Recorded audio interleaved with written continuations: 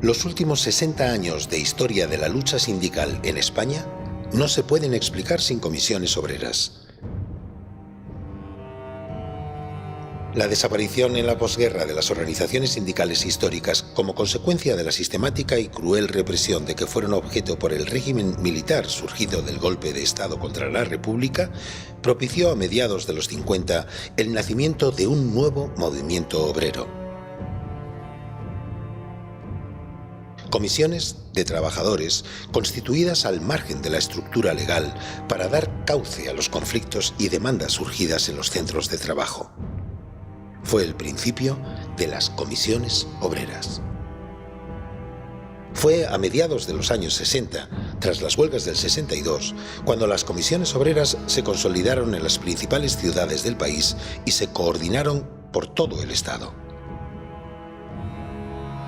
Durante 1966 y 67 elaboraron sus primeros documentos.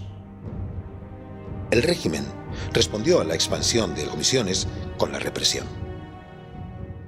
Ilegalización en 1967, despidos, detenciones y torturas, además de condenas de cárcel por el Tribunal de Orden Público.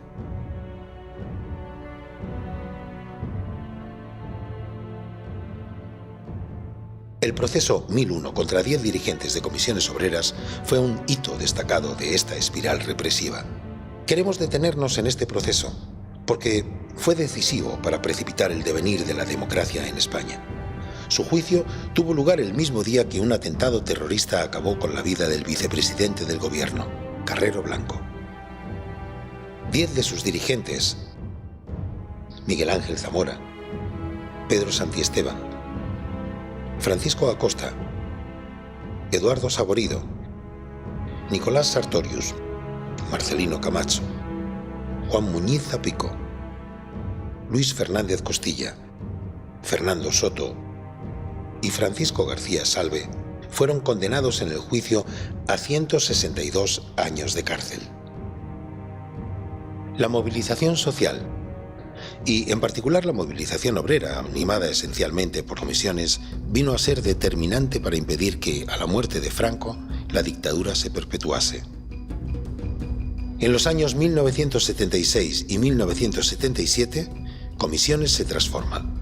Pasa de ser un movimiento sociopolítico a ser un sindicato.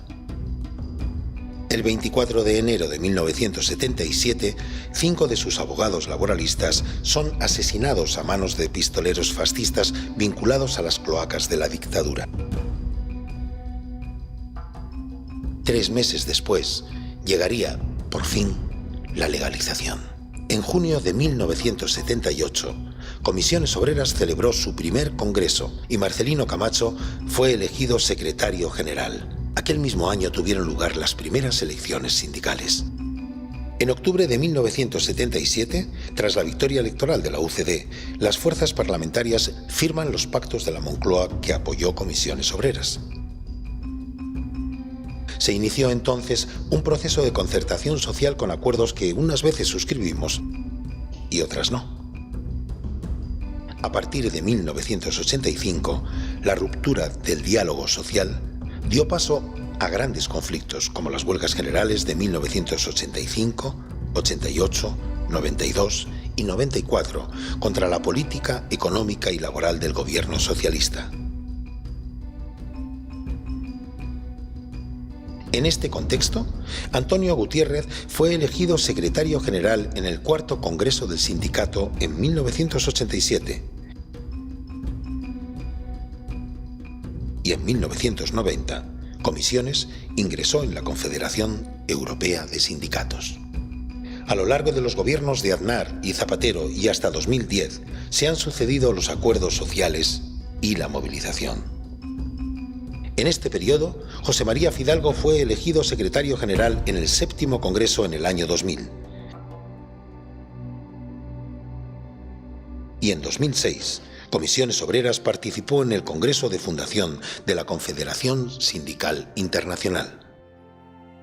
Al mismo tiempo, Comisiones, en unidad de acción con UGT, ha respondido a las reformas laborales que, aprobadas por los distintos gobiernos, desregularon y precarizaron las relaciones de trabajo.